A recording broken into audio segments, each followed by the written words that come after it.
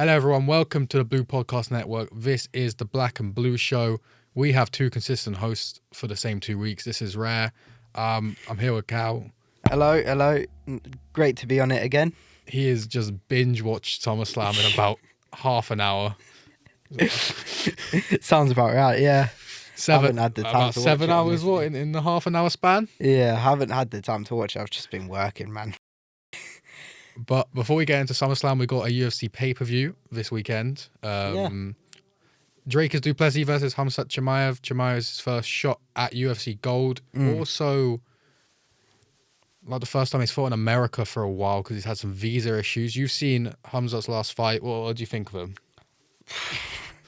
Once he gets you on the floor, it's over. Yeah? Yeah, 100%. 100%.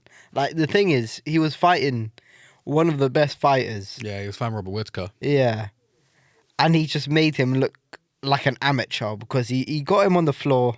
There's nothing you can do. Once your legs, arms are gone, there's nothing. And then for the fight to end, he broke his jaw. Literally, yeah. So his teeth were moved. He moved his teeth, bro. His gums were flapping, literally. Oh, that was not nice to see. But win how you have to win, innit? Yeah, obviously, Chimaev, he came into the UFC, fought very often, even fought like in a 10-day span, so which is hard to do. Then he was meant to fight Nate Diaz, missed weight for that, moved up to middleweight, and he's fighting about once or twice a year. So he's not doing more than one round each time. So I'm wondering if the fight goes deeper, how's the gas tank holding up? Because Duplessis, he's done 5 rounds against Sean Strickland twice. He took Israel Adesanya, tapped him out, took him deep into that.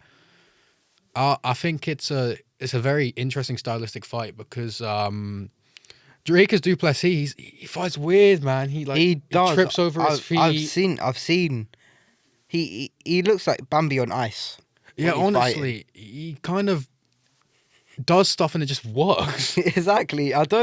He's the flukiest fighter I've ever seen. He's like the worst fighter I've ever seen in my life. No, 100%. Like, because you were showing me the takedown he did. He fell over, grabbed Israel's leg and just got him to the ground. Somehow. I don't know how it worked. There's a moment where in that Israel Adesanya fight, he throws an overhand. Yeah. And he's like leaning so deep that he headbutts Israel's hip. And still lands the overhand. How's he done that? And his spinning backhand. Yeah, he throws him quickly, his spinning. Yeah, damn. The thing is, I didn't expect him to throw it that fast. I was like, okay, he's going for the spinning backhand. He has the other fighter has a chance to counter it. He does it so fast. Right, and he's big. Like, obviously, on fight night, he weighs like 185 pounds. Bro, he's got to be like, out of camp, he's like 220 something, bro. He's massive. Big. Same with Chimaev. He's big, but, Chimaev was making 170 pounds. This is the biggest guy he's fought. Most skilled guy he's fought. I think there might be a bit of a strength issue here, because obviously taking him down, if you can get him off balance, but I don't know if he can keep him down this time, you know what I mean? Yeah, I get that. But the thing is,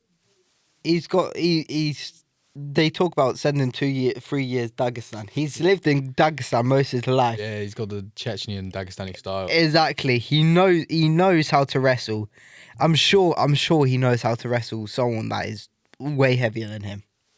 Yeah, it's just like, depends if it stays on the feet, how comfortable is Chimaev looking? Because he's been in a few wars, but he gets clipped a decent amount. I'm not sure you want to get clipped against Drakus, bro. I reckon he has a good jaw though. Good, yeah. But the thing, to be fair, we haven't seen his jaw much, have we? His chin, he got dropped by Gilbert Burns at 170, but that might be because of the weight cut.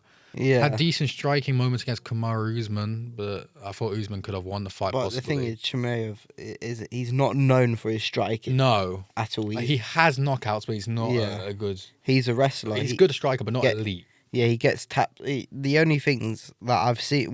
If I see him fight, there's mostly just like tap outs he gets. Yeah, tap out wins.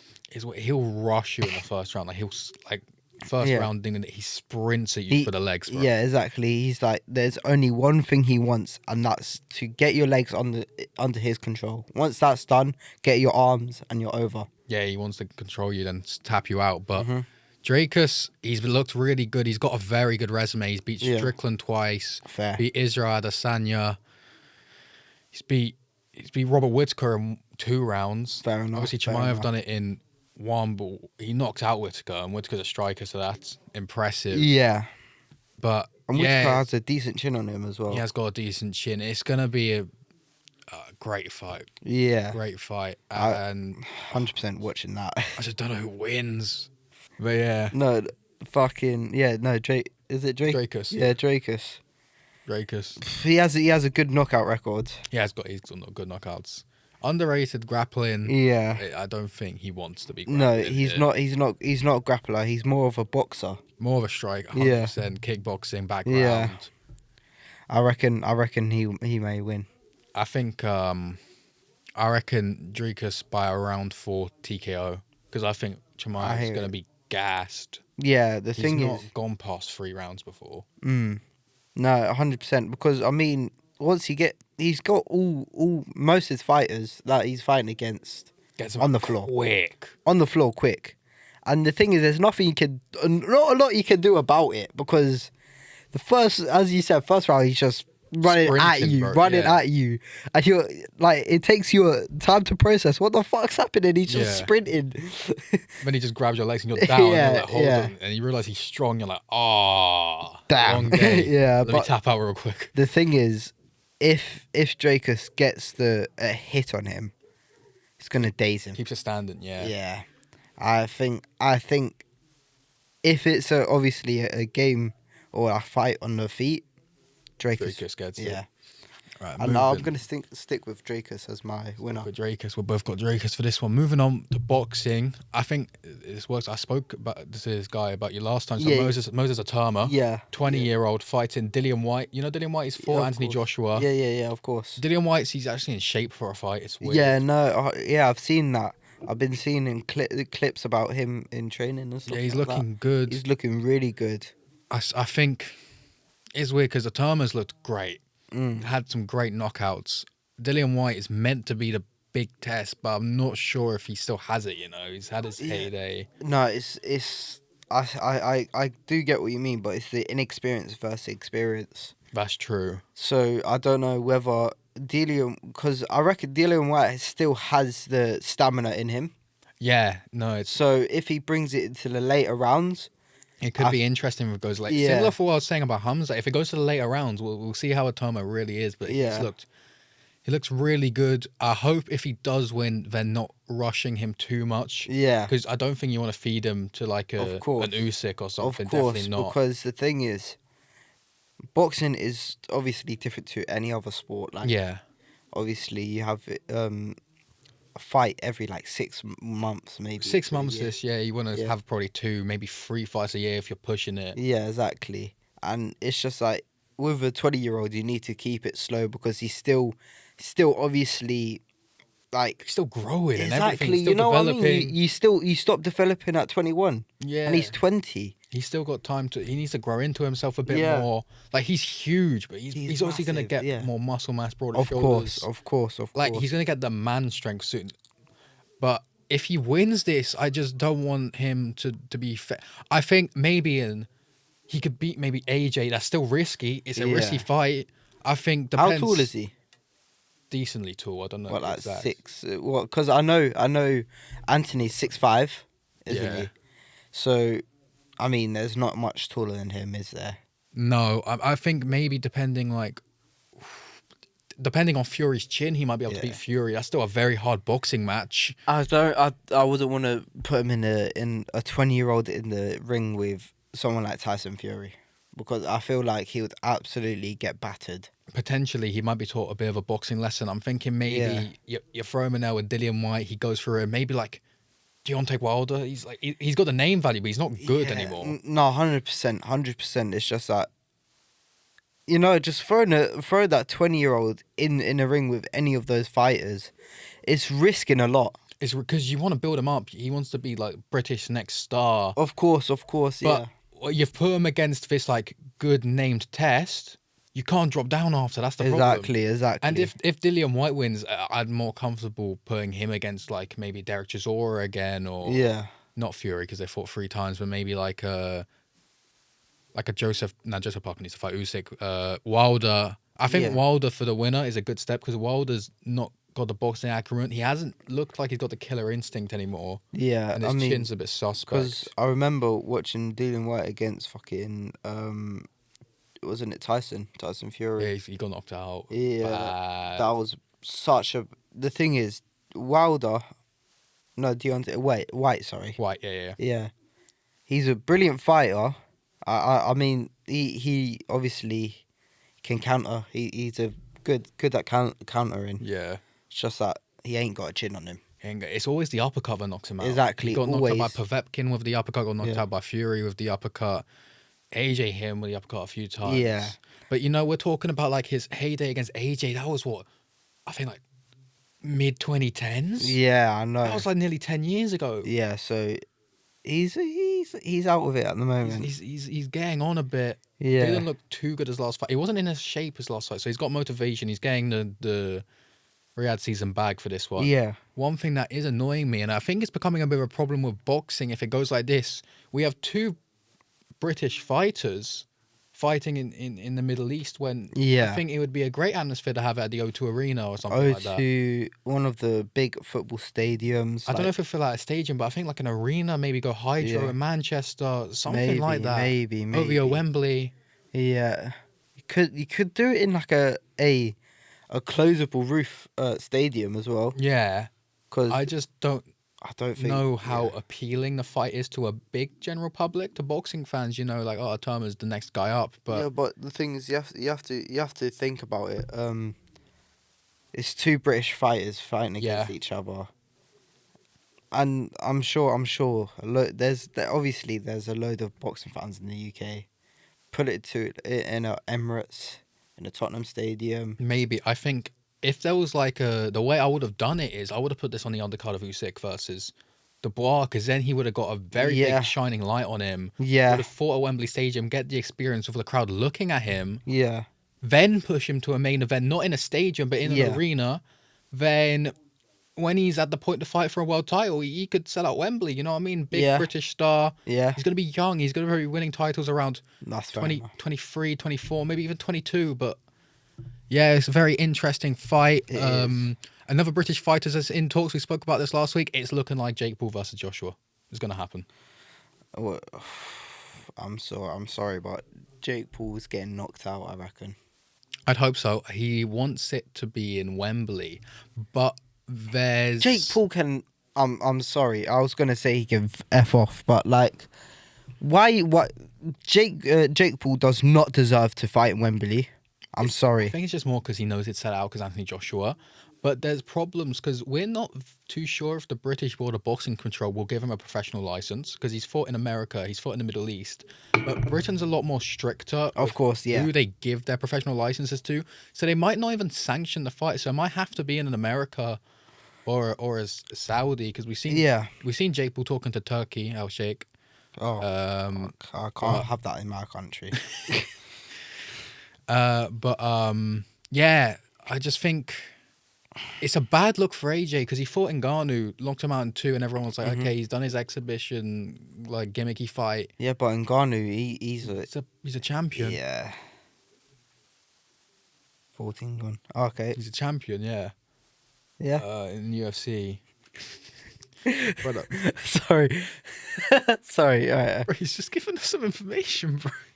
But, yeah. But there's no other boxing on about. What we do want to quickly talk about is the WWE. We had SummerSlam, and now we're building to Clash in Paris. Yes. John Cena lost the title against Cody Rhodes in a brutal street fight. Looked like a supervillain when they went below the stage. Oh my! The aura that fucking John Cena has now after that entrance, because it went like. Everyone's like, oh, Heel Cena's gone, you know. Yeah, exactly. Because they saw the all black tie and they're like, hold on, what's happening there? colors come back on, crowds like, oh, my goat's back, my goat's here. Oh, he has to be. He has to be the GOAT. After He is that. the GOAT. He is the GOAT. Yeah, Then, I have some of my friends that saying that. I was saying otherwise. But he's not. Silly. That's silly. Exactly. They're saying Roman Reigns and shit. Roman Reigns ain't the GOAT. Exactly. He's the current biggest draw, but he ain't the GOAT. But brutal fight. Cody Rhodes kicked out of 7 attitude adjustments. Yeah. Bro. Oh my lord, how has he done that? Oh no, bro. People got really annoyed. They're like, how has he done this one? But to be fair, the one from the top ropes, you shouldn't have kicked that out. You can't, man. You can't kick out from that. And that's after him taking about 3 of the things. Exactly. It's fucked. I don't know how he's done that, but It's interesting though, because people weren't the biggest fan of Cody's first reign. Yeah. And he's not really changed his attitude much. He's off to film Street Fighter next month, so he's not going to be around for a little bit. Same with Roman, they're both in the same film. But I think we should have turned Cody heel, maybe, Yeah. Beating a beloved John Cena, just turn babyface. Having to do some dirty tactics to win the belt. I think people would have been like, yeah, we like this attitude change. Yeah. It would have given it something different. But I think he's going to face Drew McIntyre in Paris. I don't think he's gonna lose there, but it'll be an interesting feud. They got a lot of history. What else happened at SummerSlam? Something controversial. We did have a Brock Lesnar return. Yeah, but it's weird. So you bring him back, and he's not the first match for John. Yeah, you do the exactly. Drew McIntyre. If you're bringing him back, you got to commit to the match soon. 100%. Because surely, I mean, if I was in control of the script in there, he'll be the first fight. Yeah, in Paris. Exactly, because they're arch rivals, aren't they? They are. They've had a long history. They've together. had a big long history. You need to. I think they might want to save it for Survivor Series. I do not want Brock Lesnar to be John Cena's last match. Do not do that. Yeah, I think he needs to prop someone up on his last match. You know what I mean? Maybe a Gunther or a Braun Breaker, someone like that. Yeah. But CM Punk. CM Punk had a nightmare of a SummerSlam. Yeah. He had a grueling match against Gunther. Finally wins the World Heavyweight Championship. Seth Rollins' music hits. He's got the crutches on. He's got a knee brace. You're like, okay, cool. He's still injured. Walks away, drops the crutches, takes the brace off, runs to the ring, stomps CM Punk, cashes in the Money in the Bank. CM Punk had a 5-minute long title reign. I think, isn't that the quickest? It was shorter than Drew McIntyre's one. And that lasted how long? 10 minutes maybe? 5 minutes. It was. I think the official title rating for this one was 5 minutes. Drew McIntyre was 5 minutes 40.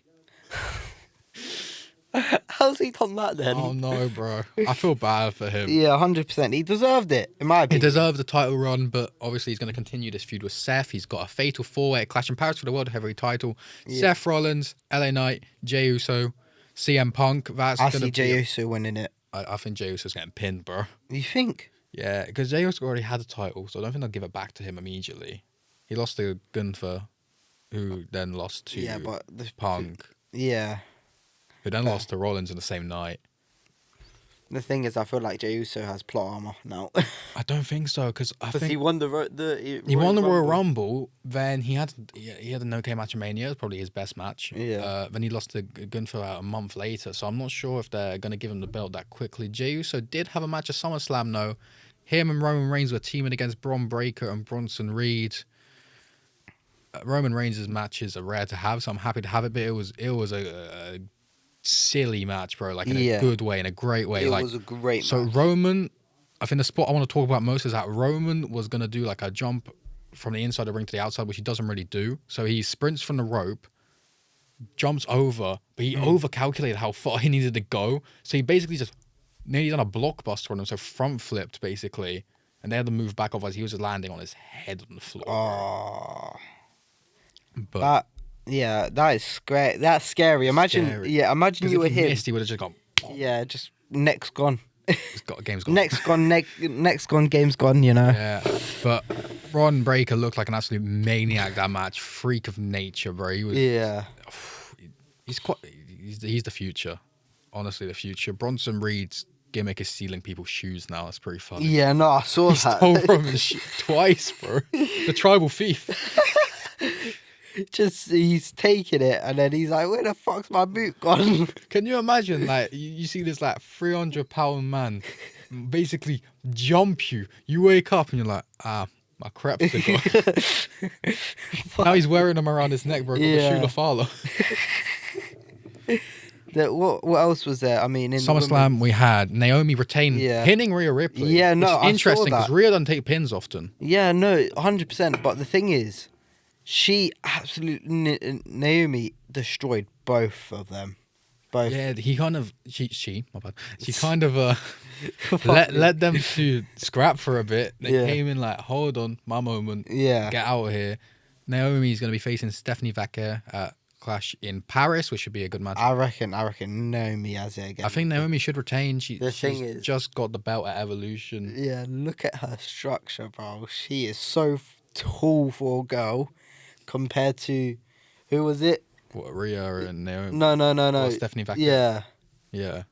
I reckon. But Stephanie is new to the main roster, so I'm not sure I'd give it to her. No. And also SummerSlam, we had the Intercontinental title. Dominic Mysterio retained because of his boot. Yeah. we love talking about boots now, don't we? Bro, his boots fell off. I don't know what to tell you. He was getting, like, AJ put the calf crusher in him. He undone his boot, whacked him with the boot. Frog splash, that's it, man. Yeah, fuck. I mean, Dominic Mysterio looking like he's building him nicely. Yeah, he might be double champ. He's got a match in a Mexican promotion called a Triple A. He's got a match against El Vikingo, who's the champion, El Grande Americano. You're speaking foreign language to me. It's going to be this weekend, so I'm actually going to watch it. It's going to have English commentary for once, which is gas. So we might have Dominic rocking up to Raw with 2 belts, bro. Fair enough. Aura. That would be aura, to be fair. We had the women's Intercontinental title, Lyra Valkyria versus Becky Lynch. They were just trying to zip tie each other, bro. Becky Lynch was pulling out some madnesses. Oh, I know. Like she's first of all got who was it? Lyra. Yeah, Lyra in a fucking zip tie. Yeah. Like this, hands together. A wrench out of nowhere. Start hitting her with the wrench. Oh, bro, I know. She was unhinged. Yeah, exactly. Fuck. I'm sorry, but how did she not break a rib with that? I don't even know. Becky Lynch is on a roll. She had a promo against Nikki Bella, who was basically John Cena's ex. I know. Yeah. And he was like, "Oh, me and Seth were like, the wrestling's it couple. That was you and John Cena. Oh wait, you can't see him anymore." Yeah, she done that. Bro. Oh God! The crowd erupted. We had Sami Zayn, Karrion Kross at SummerSlam. I think Karrion Kross they're not giving him a new contract. He's done with the WWE, I think. Damn. The crowd loved him. Yeah, that's going to be a big loss to the crowd. He wasn't really... Yeah, the WWE, I don't think is a big loss to them as a structure. They weren't using him that much, and they were using him in quite a bad manner. But yeah, he's been fired, and his time is done. Quick overview, Jacob Fatu lost. He lost against Solo Sikoa because Solo Sikoa's got a big-ass family to jump him. And we had Women's World Championship, Women's Championship. We had Tiffany Stratton beat Jade Cargill, which I didn't expect at all. And now we're just building on to Clash in Paris, which is in 2 weeks, which we'll probably talk more about next week or the week after. But that is it for today's week of the Black and Blue Show. Please make sure you go to all our social pages, you go to our Instagram, TikTok, and just subscribe here. And if you have FPL, go join the fantasy league. Yeah, exactly. You got to see if you got ball knowledge. Well, thank you, and we'll see you next time. Yeah, thank you for watching. In a bit.